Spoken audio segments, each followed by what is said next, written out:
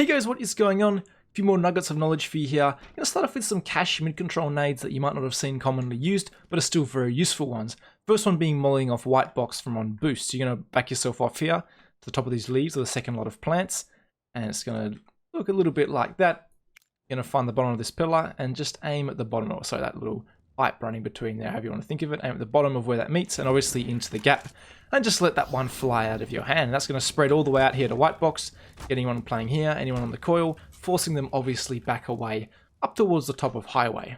Other options you have from up here, say you are boosted and you decide you want to do some kind of Z connector smoke, you're going to find the edge of this bit of wood here, just turn around again, you're going to stay crouched, top of this leftmost pillar, and that's going to also fly in and do Z connector. Other things you should know that you should already, most of you hopefully know, is that's a very easy way to Molotov off the, what is that? That's the sandbags position, and you're going to find yourself in the middle of the skull, rightmost part of this pillar up to the window, and you're just going to let that one fly through there as well. That's going to get rid of anyone playing vent.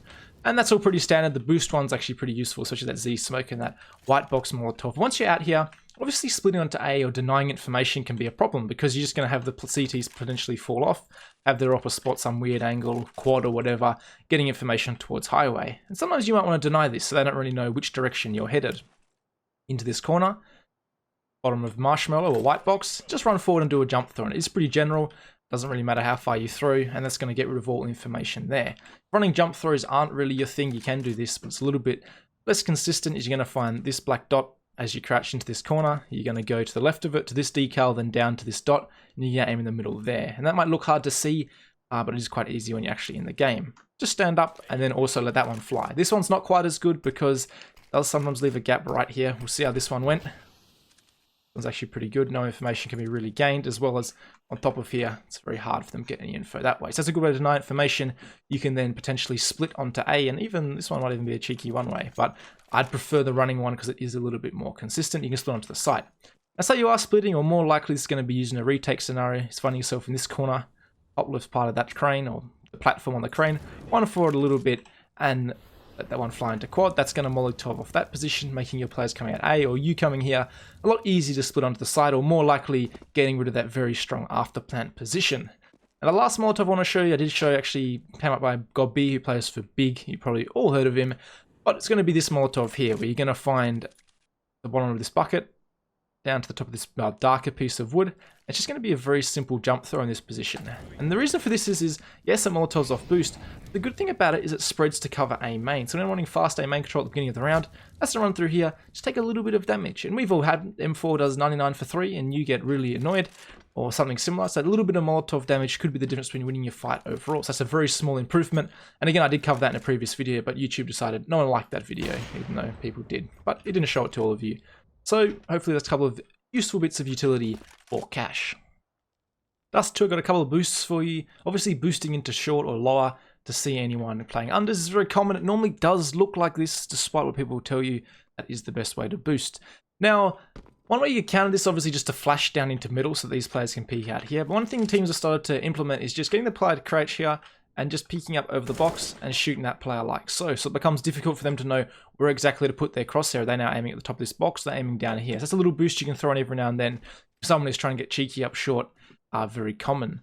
The other one I saw was run by MIBR. You can see you got your cross smoke, but you can actually boost behind it with both players crouching. You see Guardian doesn't really approve of it, but it's actually quite a difficult shot for him to hit, and most people won't be expecting it. They'll expect someone to peek close. Such as see what Guardian's doing right now. That X-ray is picking there, sees the player appear, and that's a really good flick. So unless you're versing Guardian, you probably get away with it. It's another nice little boost idea you can throw in.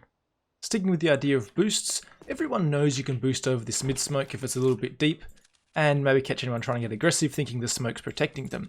But one I really like that doesn't require the smoke is you're going to get your teammate, so the player boosting you is going to find themselves this brick here and just line themselves up with this side of it. So it's going to look a little bit something like Bot Troy right now. And if you get on top of his head, you're not peeking down towards this ramp position. But if you strafe off to the right, you can now see down to that player and peek onto him. And you see what's going to look like from his point of view. If I just move the other bot quickly, he cannot see you getting boosted at all. There's no vision of that bot who's still sitting there. And yeah, you can peek up. It's going to be the difference. He's going to have to, obviously, from ramp, if he's holding this, he's going to have to flick up like so. Obviously not quite as dramatic because he's further away. But there's a slight advantage you can get when boosting on top of this player's head, peeking down middle, And yeah, it could definitely be the difference between you winning and losing this fight. So that's a nice little peek you can get in. and disrupt the play from the T-AWPer. And maybe this should just be the boost episode, because this is something we saw on Reddit recently, where you try and boost on the train here, and basically just try and catch the players going into the A site, a different angle they're probably not used to pre-firing or pre-aiming at. And you can see this is how it looks like. Players can watch different directions. It does require 3 players here. Obviously, you can probably just boost 1 at a time. So play around with it. Didn't really work out for them this scenario, as you're about to see. Might fast forward it quickly. These players are going to get their head banged off, and then one of them is going to be forced to fall away. So he ends up missing his shots and going down. The players end up falling off. So nothing really happens in this scenario, but it is an interesting idea for you guys to potentially try it in your games, and probably a cheeky one to maybe catch some players off guard. The other thing on train is if you're a CT player and you get pressured, your player's going to rotate in through Z connector, take some kind of line depending on what's smoked off. Obviously, he's going to read the situation. Now, if you want to prevent this rotation, obviously you can throw a Molotov there. They can't really cross, but by the time you've thrown execute, you've jumped down, you've cleared this, and you've mollied there. The player's probably already into the site. That molly wouldn't stop him anyway because I'm rubbish at throwing mollies. One thing we saw Mouse Sports develop in a pistol round, and I tweeted this out, but most of you don't follow me on Twitter, is you're going to line yourself up. Obviously, this bit of concrete's different, so it's the first crack to the left. You're going to get your teammate standing in front, so you're going to run on top of him. So it's going to look a little bit like that. You will pop up a little bit, and you're just going to aim at the bottom of this B. You're just going to run forward a little bit. I don't know why I was crouching there, but don't crouch. And run forward a little bit and throw. Of course, it's going to be a jump throw. You see, that's going to land right here in the connector. So any player coming in, he's going to be in struggle town. He's going to have to try and smoke that off, or however he wants to rotate. And you can really isolate these players on the B site, just saving you those extra probably 6 or 7 seconds into the site where he's got no help from those rotations coming in from the A site.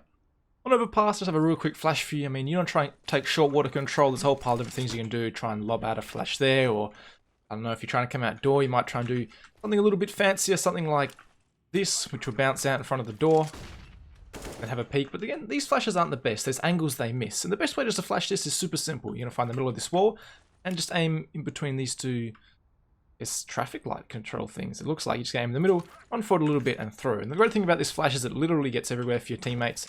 Holding this angle is going to get hit. This kind of angle is going to get hit. See where it lands up there. Anyone in here looking at door, get cooked there, other side, it's all gone. So that's the easiest flash, super simple and overpass. So that's one people should be throwing a lot more, and it's just a real basic flash overall. One thing we've seen Australia start doing is disrupting T window smoke Molotovs again. This isn't a new thing, this is something they're kind of bringing back, but when the smoke comes in from the T side, they're just going to Molotov off there, and you can see simply it just makes it so the smoke doesn't land as the T side predicts. You can get a peek on here, maybe they're expecting this to be smoked off. They might not have a flash, but you're really going to disrupt the flow of their mid-take. And obviously that one's quite extreme because the way that smoke's thrown, it comes in on an angle, kind of curving back in towards the middle. But even if you throw it from like top boxes or whatever, say they're just smoking top middle, then coming out and smoking it, you're still going to be able to disrupt the depth of the smoke, which makes it possible for you to peek. So say you're going to throw it like most people do, something like that. It's going to pop in towards the back, or however they like to throw it, and you see, you can just peek in front of this now, or they're going to notice this. But even from their point of view, they might hear it go off, but you can see still looks relatively smoked off. It's kind of hard to tell, especially if they're not paying attention. So these are just different ways, not a new ideology, but something I've seen Australia start to do again, so I thought I'd include it just to remind you this is actually an option. The last one's just a little bit of fun on Nuke. Say you know someone likes to play CT Vent, you could just Molotov it and hold like a normal person.